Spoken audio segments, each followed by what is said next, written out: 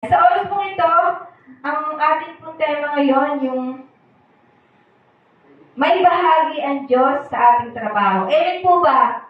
Lahat po ng ating gagawin, ano man po yung gagawin natin, lahat, kailangan po pala na may bahagi ang Diyos sa atin. Kasi minsan po, ni-chapwera natin si God. Amen ba?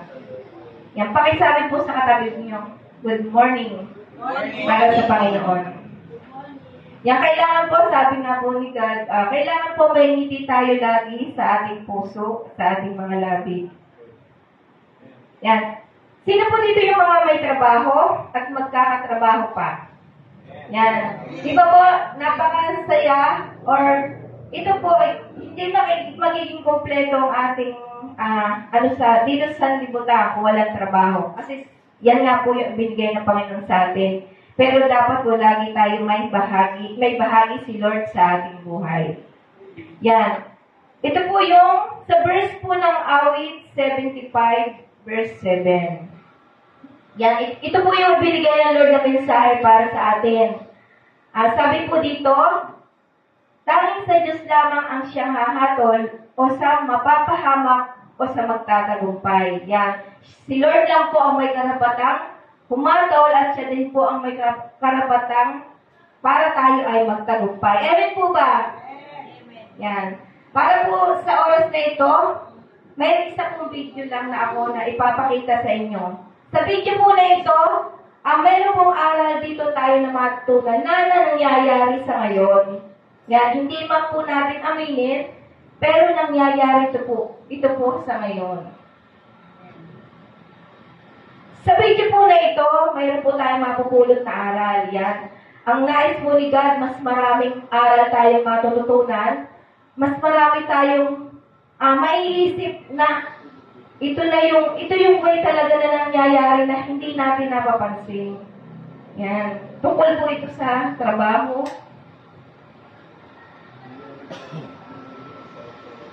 Yan. Pagmasdan po natin mabuti.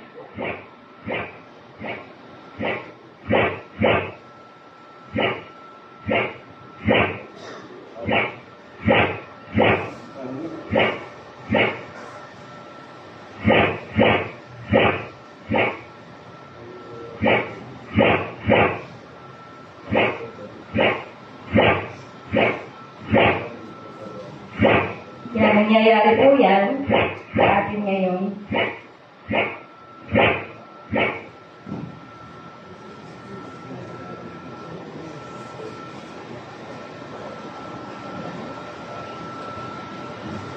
Yan, amen po. Tingnan po natin ang pagmasdan kung ano yung ginagawa natin. Tayo po mga tao at si Jesus po.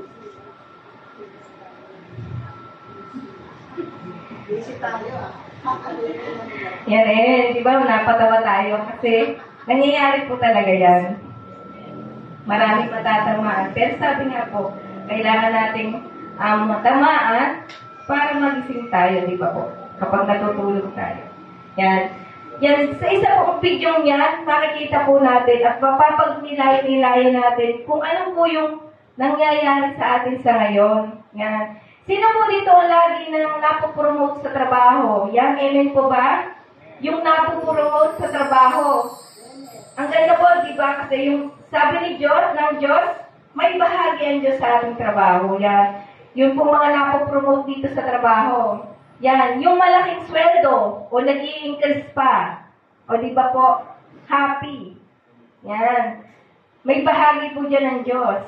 Yan, yung mga valedictorian, yung mga salutatorian, yung mga laging may honor. Amen po ba? May bahagi si Lord yan. Pero hindi po natin yung naiisip. Minsan, ilan lang po yung nakakaisip na may bahagi ang Diyos sa atin. Minsan, iniitsapwera natin si Lord. Yan. Unang sahod, sa magulang agad ibinibigay. Sino po dito yung mga first step sa trabaho, yung mga unang sahod nila? Diba? Kapag may bahagi si Lord sa atin, tuwa ng mga magulang. Kasi yung unang sahod ibibigay sa magulang. Amen ba? Yan. Nagagawa po ba natin yan? At sa mga magtatrabaho pa lang, kailangan po na mag-prepare na po kayo kasi yan po yung pinaka natin sa magulang natin. Nananalo lagi sa mga games. Yan, di ba po? Sa mga games, yung mga nananalo. Sabi, bakit laging loser? Yan. Lagi may bahagi si Lord sa atin. Yan. Yung mga nakatapos po ng kurso. Amen ba? Bibihira po yung nakakatapos ngayon ng kurso. Kasi po yung iba walang trabaho yung magulang. Hindi ano yung pag-aaral ng kanilang mga anak. So, hindi na nakakatapos. Pero napaka-swerte dahil yung ibinigay ni Lord, may bahagi si Lord sa trabaho eh. Kaya po, yung iba natutusan, nakakapagtapos ng kanya-kanya kurso. Yan. Lahat po lang yan, may bahagi ang Diyos. Amen po ba? Yan. Kailangan po natin, huwag tayong tutulog ngayon kasi napakaganda po ng mensahe ng God. Pakisabi po sa katabi, huwag kang pipikit kahit isang saglit. Yan, kasi pinapipikit tayo ng kalaban para hindi natin makuha yung mensahe ni Lord sa araw na ito. Yan, ikaw ba ay naniniwala na lahat ng magagandang resulta ng ating pagtatrabaho tulad ng pag-angat ng posisyon, yan, ang paglawag ng negosyo kung may mga negosyo, yung masaganang ani at ang pagtaas ng sweldo, ay resulta ng sariling pagsisikap? Amen ba? Iba hindi. Akala natin, resulta ito ng kasipagan natin, ng pagsisikap natin, pero mali pala po. Hindi po. Ito po ay resulta na may bahagi ang Diyos sa ating trabaho. Yan. Sabi po dito, naglaro na rin ba sa inyong isipan na pinaghirapan mo ito, kaya nararapat lang na maranasan mo, ika nga yung fruit of labor. Yan. Fruit of labor. Sabi nga, bunga ng iyong pagpapagal o paghihirap. Yan. Nasagi ba sa isip mo na kailangan mo namang mag-aliwaliw? Kasi yung pinagpaguran mo, maranasan mo. Sabi nga, hindi naman daw masamang mag-isip nito. Amen ba? Di ba po lahat tayo nakakaisip ng ganon? Pag nakasweldo tayo o nakakuha tayo ng increase, iniisip natin, kaunting ano naman sa ating pinagpaguran, mag-aliwaliw. Yan, naisip po ba natin ito? Pero sabi nga po, subalit huwag natin kalimutan ang mga katotohanan ito. Yan, kapag po daw naranasan natin lahat ng yon, mayroon tayong huwag kalilimutan. Naisip na po ba natin ito? Kung ano yung huwag natin kalilimutan. Ready na po ba kayo? Amen. Yan. Bago po tayo magsimula, sa awit pong ito, sabi nga po dito, yung awit po kung saan nagmula. Bago po tayo malabik dun sa mensahe ni God. Marami ang manunulat ng awit. Yan, napakarami po pala ng manunulat ng awit. Si Haring David, si Solomon, si Moises, at ang mga iba pa. Sabi po dito, ang awit ang pinakamahabang aklat sa buong Biblia. Yan, di ba po sa awit pag nagbabasa tayo Bible, siya po yung pinakamahaba. Naglalaban ito ng 150 individual na mga awit. Naglalaban din ito ng iba't ibang paksa, tinatalakay sa aklat ang mga paksa tungkol sa Diyos, tungkol at sa kanyang mga nilikha, sa digmaan, sa pagsamba, karunungan, kasalanan, kasamaan, at paghuhukom, hustisya at pagdating ng tagapagligtas. Di ba? Ang ating tagapagligtas, si Jesus Christ. Yan. Yan po yung tema ng awit ayan po yung verse ng awit. Ang aklat ng awit ay isang koleksyon ng mga panalangin, tula, mga imno, na nakasentro sa pagpupuri at pagsamba sa Diyos. Yan yung awit po pala yung tema na nakasentro sa pagpupuri at pagsamba sa Diyos. Amen po ba? Ready na po ba kayo? Kung ano ang ating dapat hindi malimutan.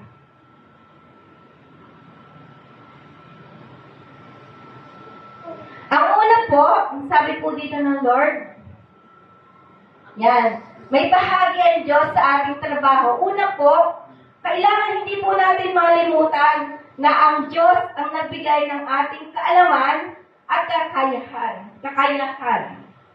Amen po ba? Dapat po pala, kasi may bahagi ang Diyos sa ating trabaho, hindi po natin malimutan na siya ang nagbigay ng kaalaman at kakayanan. Yan, sino po dito yung nalilimutan na kapag naging tumas ng sweldo, nag-increase na, tumas ng posisyon. Nalilimutan na natin na ang nagbigay nito ay ang Lord. Parang ipinaano natin yung sarili natin. Sabi po sa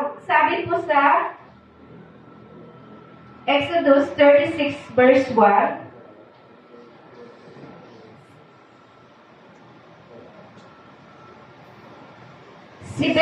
si Bezalel, si Aholiab ay ang lahat ng manggagawang binigyan ni Yahweh ng kaalaman at kakayanan. Ang gagawa ng lahat ng kailangan sa santuaryo ayon sa sinasabi ni Yahweh. Yan, sila po yung mga binigyan ng kakayanan at kaalaman. Yan. Sa verse po nito, di ba po, akala natin yung binigyan ng kakayanan, yung, di ba sabi, yung pinili ni God na may gusto o tanggap yung kung ano yung sinabi ng Panginoon.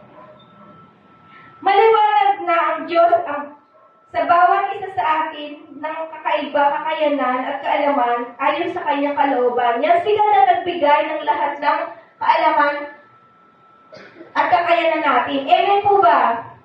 Di ba po, may kanya-kanya tayong kaalaman at kakayanan? Sino po dito lahat ikanya na?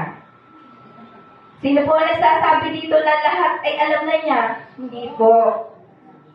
At tayo po ay binigyan ni Lord ng kanya-kanya kaalaman. May magaling po sa numero. Sino po dito magaling sa numero?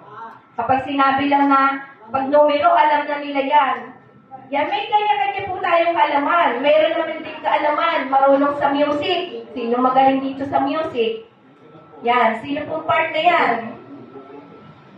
Yan, mayroon po sa pagtuturo, mga teacher. Di ba po, mga teacher? Hindi naman tayo lahat teacher. Yan, sabi nga, pastor. O lahat ng mga nag-share ng Word of God, hindi tayo lahat marunong mag-share ng Word of God. Amen po ba? Yan. Ang lahat ng mga kakayanan ito ay ipinahiram lamang ng Lord. Amen po ba? Lahat po ng ito ipinahiram lamang ng Lord sa atin. Palakpakan po natin ang Panginoon. Kasi lahat po ng pinahiram ng God, kapag tayo po ay naghiram ng isang gamit, ano po ba yung ginagawa natin? Kapag tayo naghiram ng isang gamit, iniingatan po natin ito. Kasi pag isinuli natin, kailangan po hindi sira. Kailangan po kung ano yung hiram natin na maayos, dapat mas maayos pa kapag sinuli natin. Amen po ba?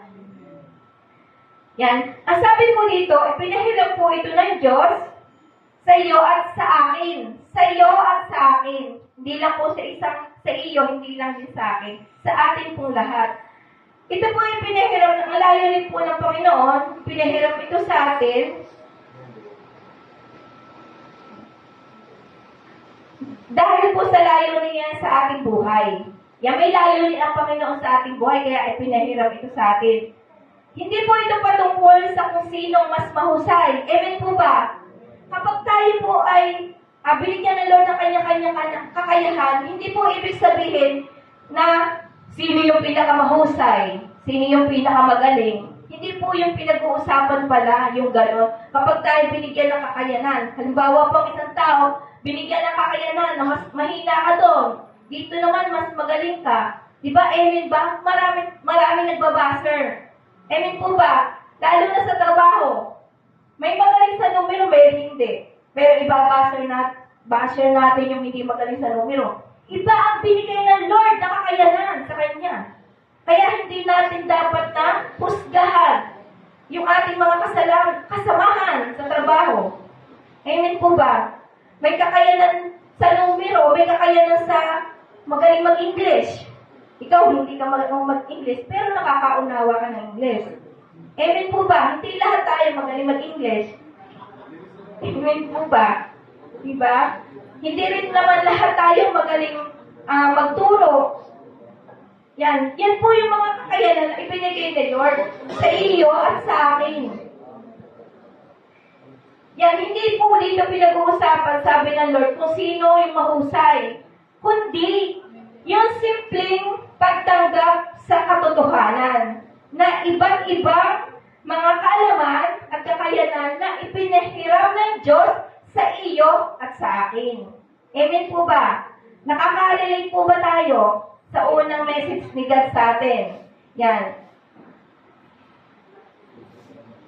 Bakit tayo magsasayang ng oras, sabi ni God? Bakit tayo magsasayang ng oras na makipagkumpetensya? Amen ba? Sino nakakaranas dito ng lagi nakikipagkumpetensya?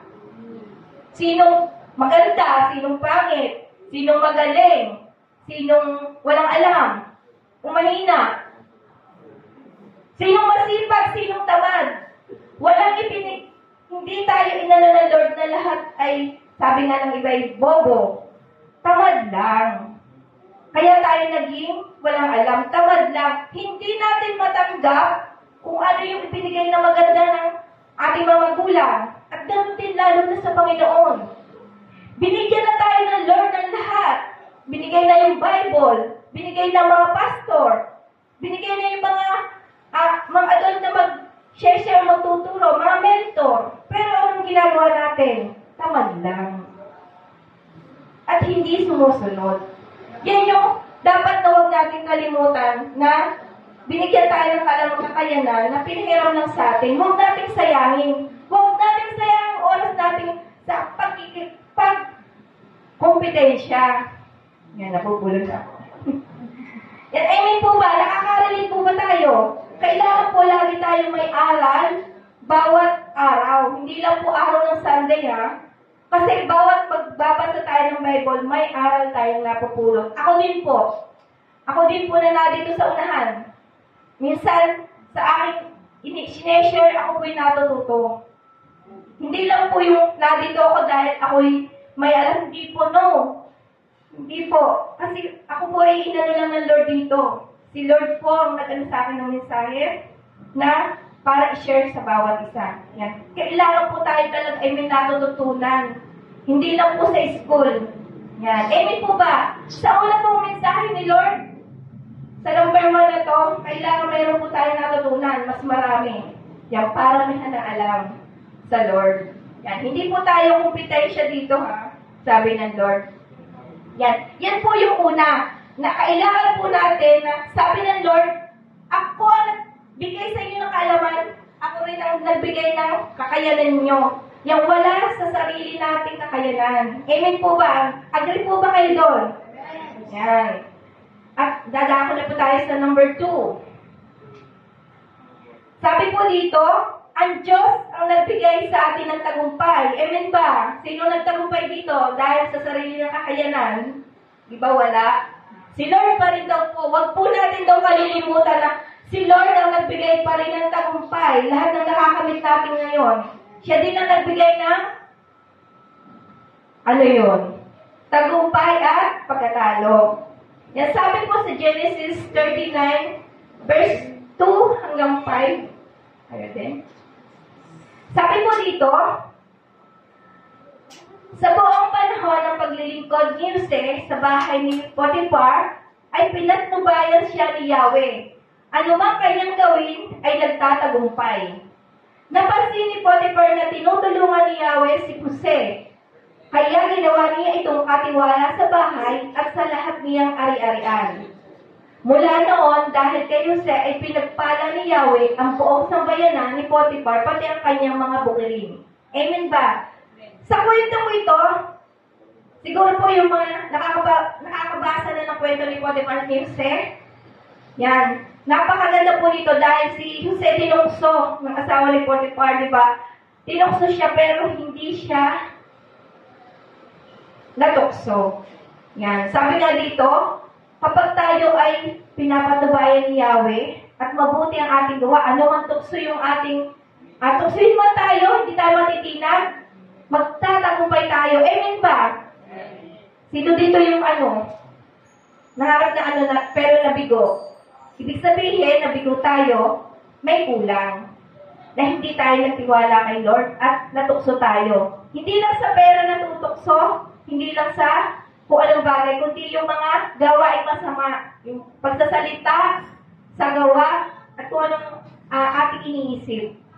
Yan. Sabi po dito, napansin niyo po ito yung part na tinutulungan ng Diyos si Jose. Di ba po? Kaya, sabi po dito, napakalinaw na tinutulungan ng Diyos ang kanyang mga hinirang. Amen po ba? Sino dito yung mga hinirang ng Diyos? Yan. Napansin niya na tinutulungan kasi po, lahat ng bintang, lahat ng gagawin ni Jose, nagtatagumpay. Kasi po sinasamahan na siya ng Diyos. Kasi sabi nga, may bahagi ang Diyos sa ating trabaho. Yang sinasamahan tayo ng Diyos kapag mabubuti ang ating mga gawa. Yan di ba si Jose, kung nababasa niyo sa Bible, para kagaya sa isang trabaho, di ba kapag tayo ay gumagawa ng mabuti sa trabaho natin, napapansin tayo ng boss natin. Amen ba? Sino dito yung mga may trabaho? Napapansin tayo ng boss natin kapag tayo gumagawa ng mabuti. Yung wala tayong reklamo, kahit ayaw natin, hindi tayo nagre-reklamo. Sunod lang tayo ng sunod. Magtatagumpay tayo. Pero kapag isipin natin, halimbawa baguhan pa lang tayo sa trabaho, yung inuutos sa atin, puro tayo reklamo na. Ano pa lang tayo? Baguhan pa lang tayo o kung saan ba tinetest ka pala kung ano yung magiging attitude mo sa trabaho. Doon pa lang bagsak ka na. Doon pa lang hindi ka na magtatagumpay. Kasi, ang ano natin, inaalsa natin ng bahagi ang Diyos sa ating trabaho. Amen ba?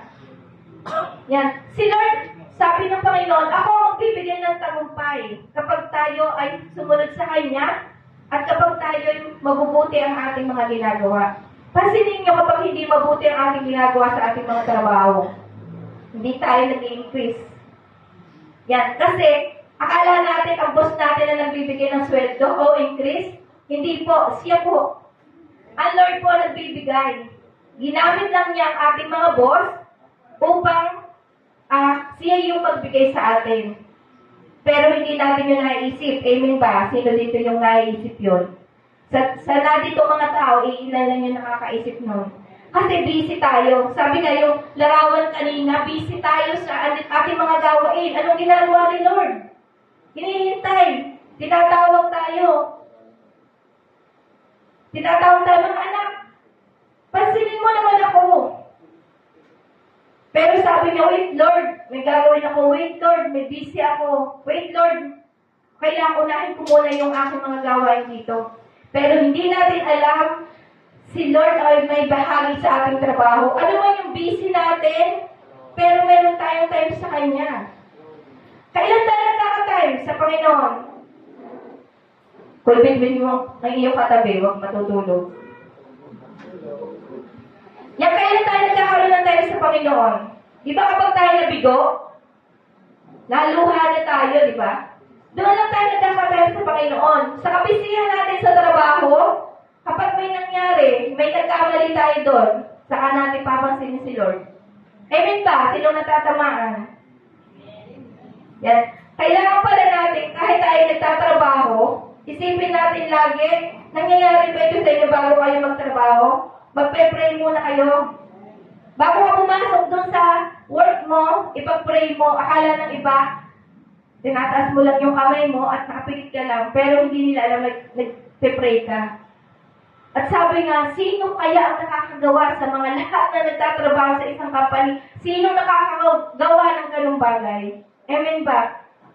Siguro sa dinami, merong isa o dalawa lang. Napakapalad nung isang iyon. Halimbawa, siya lang yung gumagawa sa isang company na ganun. Nakapakapalad kasi siya lang yung nakakaisip ng ganung bagay. Na si Lord ang nagbigay ng kakayanan yon. Kasi kapag tinanggap natin si Lord sa ating buhay, mangyayari yon. Pero kapag hindi, tumatalbog lang yan eh. Parang ibinato mo lang yung bumalik sa'yo. Amen ba? Nakaka-relate ba? Kapalapakan natin si Lord. Sabi pa dito, isa pang katotohanan na makikita natin sa buhay ni Potiphar, ani Jose, kahit nasaan siya ilagay, maging sa bahay, sa kulungan, kahit bilang isang punong ministro, pinagpapahala pa rin siya ng Lord. Pansinin niyo sino dito yung gano'n, kahit saan ilagay. Ilagay ka maglinis ng banyo, ilagay ka mag-share ng Word of God, ilagay ka palaging napapabuti. Kung saan palagi siyang pinagpapala dahil alam ng Lord kung sino yung tao na sumusunod sa Kanya. Siya yung nagbibigay ng tagumpay. Amen ba? Lahat ba tayo nakaka-relate? Yan. Yung hindi pa nakakaranas ng ganito, maranasan natin yan. Kasi lahat, sabi ng Panginoon, ibibigay ko lahat yung para maranasan ninyo, para yung magiging aral nito ay magbubunga ng makokontrol mo yung sarili mo kung ano ba talaga yung gagawin dahil si Lord ang magbibigay sa iyo ng tagumpay. Amen po ba? Yan, pangalawa po ito huwag natin kalilimutan. Ang una po, ang Diyos ang nagbigay ng kakayanan at kaalaman natin. Pangalawa po, yung nagbigay ng tagumpay. Lahat po ng ginagawa natin ngayon, tagumpay natin ngayon, kung ano yung sitwasyon natin ngayon sa buhay, yung mga nakabit natin, si Lord po lahat ang nagbigay niyan. At kaya po niya yung kunin sa'yo sa isang iglap lang. Kapag ang ating pong ginagawa ay salungat sa kanyang kagustuhan. Amen po ba? Naniniwala po ba tayo? Kapag po salungat yun, ginagawa natin, kaya po niyang asigyan ng isang iglap lang. Kaya matakot po tayo na gumawa ng mga ayaw ng Lord. Yan. Hindi po naman ibig sabihin tayo ay kanyang pupuksain na kundi para tayo ay ituwid at para hindi tayo mapupunta sa kasamaan.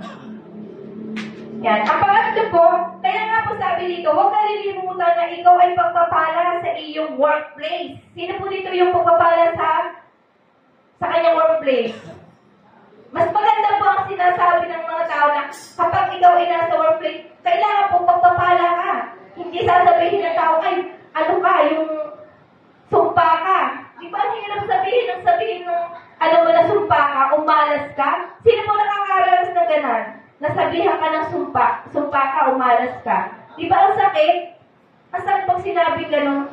Pero sabi nga po, kapag tayo at trabaho natin ay lagi nating isinasama na bahagi ang Diyos sa ating trabaho, hindi po tayo sasabihin ng ganyan. Sasabihan pa sa atin na pagpapala ka ng Lord. Ikaw ang binigay sa akin. Ikaw yung naging kaibigan ko. Ikaw yung naging katrabaho ko.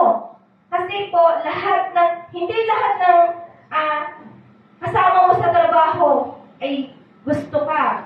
Or gusto yung mga gawa mo.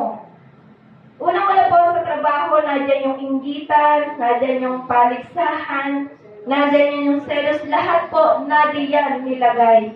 Pero napaka-blessed po ng tao na inilagay ka dyan, kahit siraan ka. Naranasan po niyo yun? Kahit sabihin na mahina ka sa mga ganitong bagay, hindi yun ang binigay sa akin ng Lord. Hindi yun ang kakayanan na binigay sa akin ng Lord. Meron akong kakayanan na binigay ng Lord sa akin. Bakit ako makikipag-competensya sa'yo? O diba? Dapat kung mahina ka doon, tulungan mo siya para maging malakas. Malakas ka doon. Mas humingi ka pa ng dahil mas malakas siya, diba? Kailangan natin magtulungan sa trabaho, hindi mag-competensya. Kasi pag hindi natin kasama ang Lord sa trabaho natin, hindi natin magagawa yung makapag-share. Pag tayo ay hindi natin kasama si Lord, lagi tayo may kompetensya dyan. Sino mataas ang sweldo, sino magaling, sinong mas pinapaboran ng boss. Kasi ang boss natin, huwag natin isipin yung tao, si Lord ang boss natin. Kapag naglilingkod ba tayo sa tao, di ba may mga boss na may pusong babagsik? Ano gagawin natin? Isipin natin na si Lord yung ating boss. Si Lord ba, pag si Lord ang ating nakikita natin, si Lord, anong gagawin natin? Di ba luluhod tayo, talagang tayo sa Kanya? Pero kapag tao, di ba magagalit tayo? Lahat ng mga hindi natin gusto na ginagawa sa atin yung boss natin. Magsasalita din tayo ng masama. Hindi gano'n ang nais ng Lord. Kahit ano pa man yan, parang isipin mo na naglilingkod ka sa Diyos. Kailangan na pagalitan ka. Tanggapin mo, may mali ka eh. Para ituwid. Yun yung nais ng Lord, na kailangan natin hindi malimutan na siya lahat ang magbibigay ng tagumpay. Maniwala ka lang. at mabe-bless ka. Amen ba? Palakpakan natin ang Panginoon. Ang pangatlo po naman, na hindi natin dapat kalimutan, sabi po dito, na may bahagi ang Diyos sa ating trabaho. Sabi dito, ang Diyos ang may control ng ating promotion. Yan, sino dito laging napopromote? Hindi ang boss natin na nagpo-promote sa atin, si Lord. Kung tatanggapin natin ang kanyang salita. Kasi di ba, iniisip natin ang boss ang nagbigay na ating promotion. Bakit tayo bibigyan ng promotion ng ating boss? Di ba, kapag nakikita yung masipag, na kahit anong paggawa, hindi nagre-reklamo. Kasi may test ang Lord sa atin. Bibigyan tayo ng mga pagsubok. Yan yung test ng Lord sa atin. Paano tayo mapopromote? Kung sa test pa lang, bagsak na tayo. Amen ba? Sabi dito sa Awit 75, 6, verse 6 hanggang 7, hindi sa silangan, hindi sa kanluran, hindi rin sa timog o sa hilagaman, magmumula hatol na inaasahan. Tanging sa Diyos lamang ang siyang hahatol sa mapapahamak o sa magtatagumpay. Yan. Bali po yung verse na yan. Bali ang Lord ang nagbigay ng lahat ng promotion. Hindi natin inaasahan to, yung pagbibigay ng Lord, kahit saan, kung nasaan ka man, kung ano man yung ginagawa mo. Isipin natin na hindi yung tao magbibigay sa atin ng promotion, kundi ang Panginoon. Sabi dito, maraming ikagugulat, maaaring ikagulat mo ito. Hindi ang ating boss ang may hawak ng ating promotion. Amen ba? Sino dito akala yung magulang natin, may hawak ng promotion? Yung teacher natin, yung boss natin, si Lord. Ang Panginoon pala may hawak ng promotion. Ang Diyos pa rin ang may kadahilan kasi inaalis natin sa Diyos ang senaryo ng ating trabaho. Di ba, gano'n naman ang inaano natin, di ba iniisip natin, walang bahagi si Lord sa ating trabaho? Sino dito nakakapag-isip ng ganyan? Laging may bahagi ang Lord sa ating trabaho. Lahat ng ating ginagawa, kontrolado lahat ng Panginoon niya. Sabi dito po,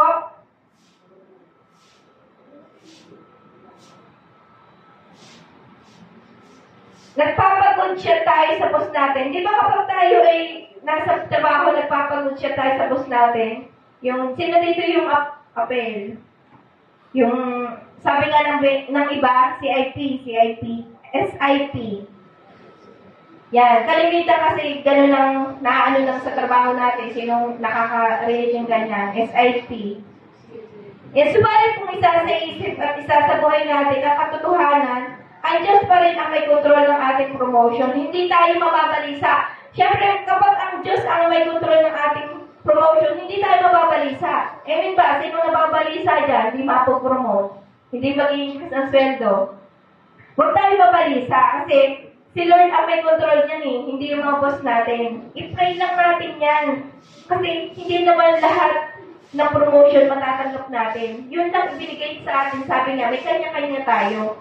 Kung ikaw yung isang tao, binigyan ng promotion, nakita ng boss na gano'n, gano'n din ang Panginoon. Nakita ng Panginoon na masunod rin siya, masipag siya, nararapat lang ibigay sa kanya promotion. Eh kung ikaw ay tamad, patulog-tulog, walang ginagawa, sinasayang ang panahon, hindi nag-share ng word of God, hindi tumutulong sa kapwa, tikong ang kamay, yung mga salita, hindi magugustuhan ng iba, parang sumpa.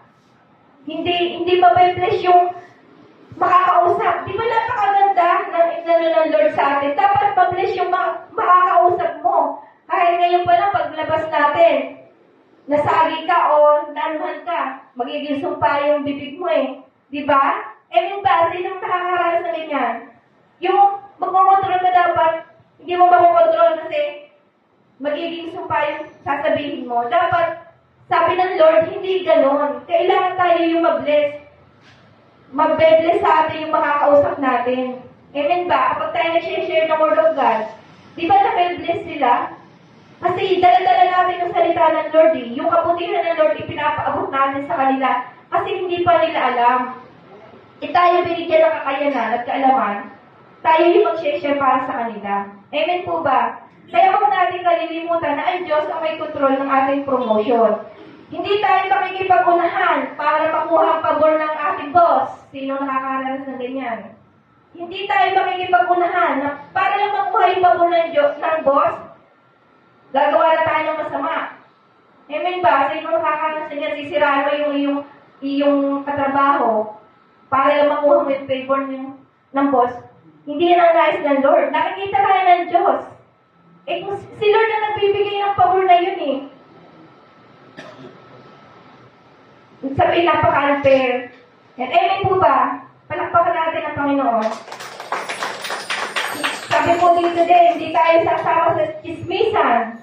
Amen ba? Kapag may chismisan dyan na masama, hindi tayo sasama. Hindi tayo makiki-agree kung ano yung masama.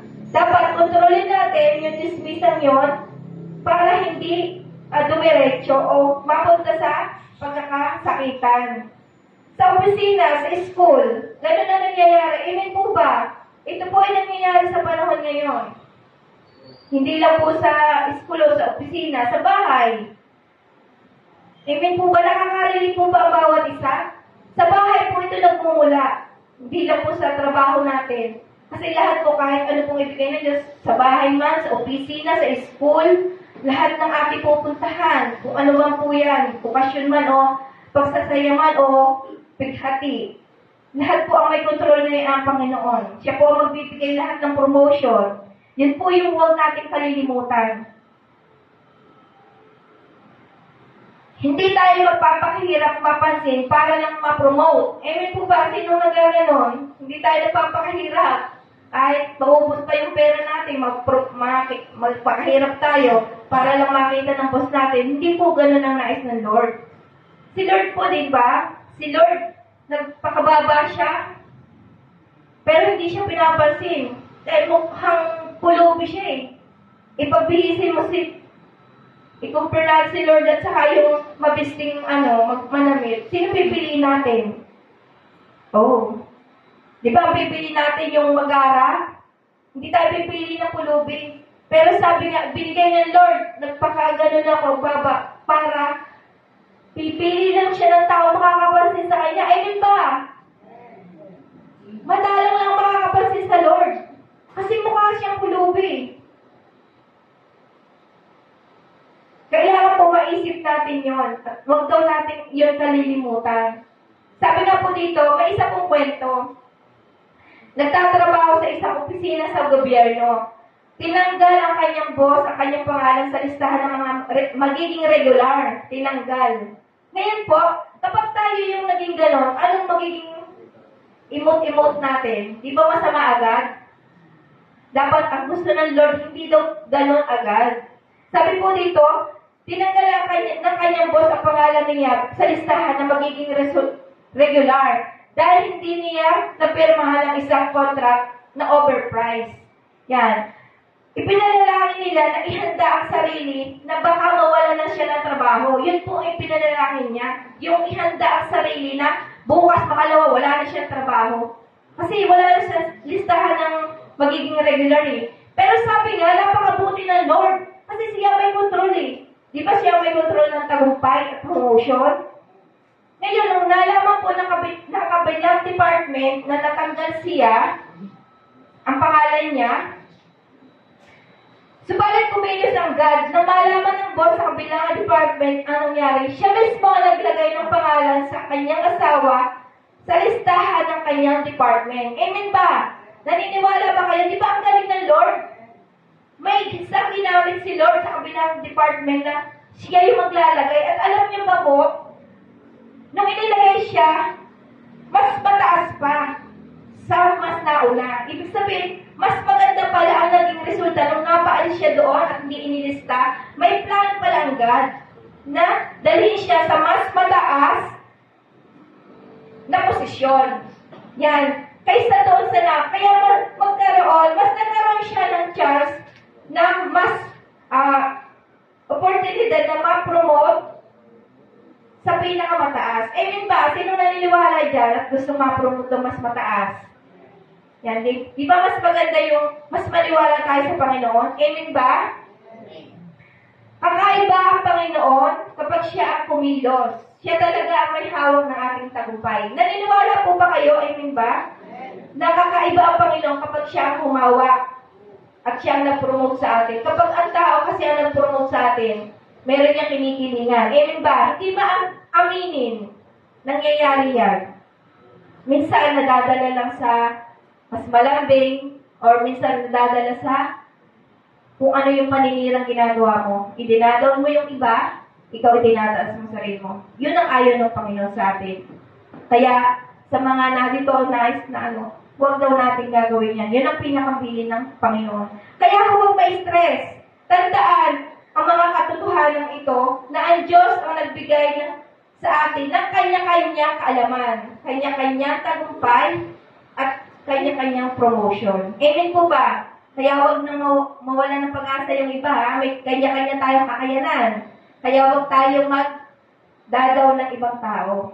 Kasi, yun ang pinagkaloob sa atin ng Panginoon. At huwag na, ikatuwa natin kung na-promote ang isa nating kasamahan. Ikatuwa natin. Kasi kalimitan ngayon, kapag na-promote ang isa, ay gagagalit mo. Amen ba? Sino natatamaan dyan? Pag na-promote ang isa, kinagagalit natin. Sa pamilya yon, sa school o sa katrabaho. Yan. Sabi nga dito, upang magamit sa ating trabaho, kaya may bahagi ang Diyos sa ating trabaho. Maging tapat tayo, pinakaaral dito, maging tapat tayo sa trabaho, pinagkakatiwala ng Diyos sa atin. Araw-araw, pasalamatan natin ang Diyos sa trabaho ipinagkatiwala niya sa akin.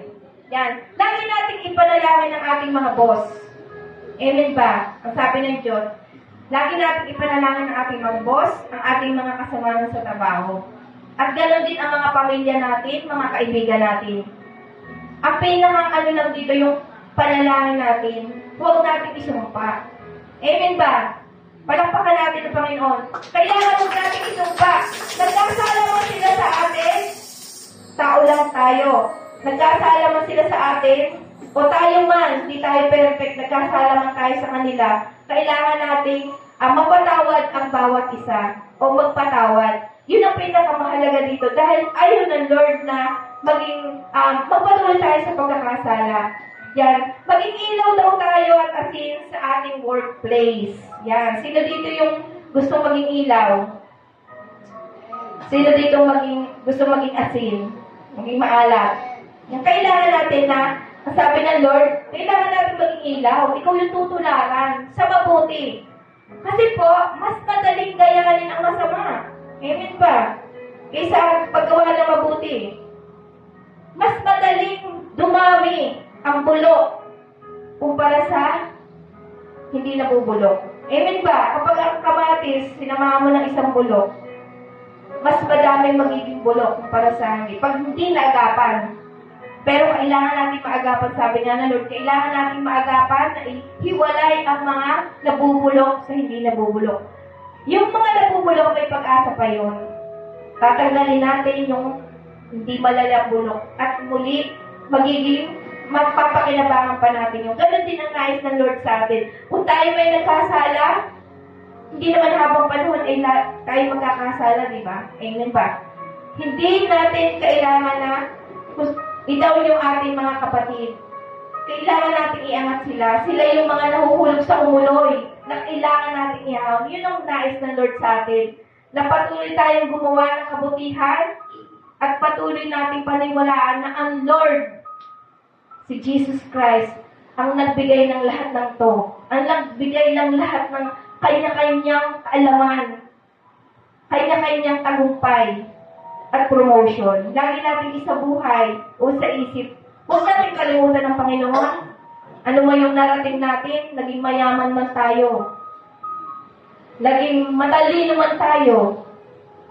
O naging isa man tayong laging naging isang pangulo. Yung kaalaman natin ay sa buong mundo. Huwag natin kalilimutan na ang Panginoon pa rin yung bahagi ng lahat ng ito. Amen po ba? Muli palakpakan natin ang Panginoon. May natutunan po ba kayo? Amen. Ang sabi ng Lord, huwag niyong kalilimutan ang lahat ng ito. Ang ating tagumpay at promotion, siya lahat ang nagbigay ng ito, ng lahat ng ito. Yan, bago po tayo magtapos, nais ko po munang manalangin.